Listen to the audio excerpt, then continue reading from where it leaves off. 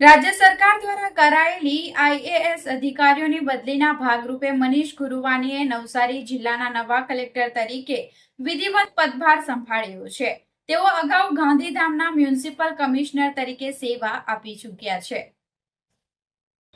Navsari collector કચેરી ખાતે શુક્રવારે આવી પહોંચેલા મનીષ ગુરુવાનીનું જિલ્લા વહીવટીતંત્રના વરિષ્ઠ અધિકારીઓ અને કર્મચારીઓએ પુષ્પગુચ્છ અર્પણ કરી સ્વાગત કર્યું હતું।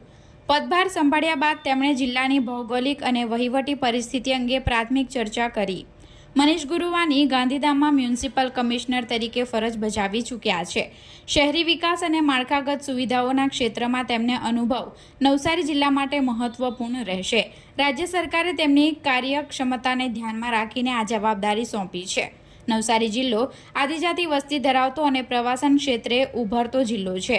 નવા કલેક્ટરના નેતૃત્વમાં જનકલ્યાણ યોજનાઓ, ઇન્ફ્રાસ્ટ્રક્ચર સુધારણા, દાંડી અને ઉભરાટ જેવા પ્રવાસન સ્થળોને વિકાસ તેમજ સુશાસન પર ભાર મૂકવામાં આવશે।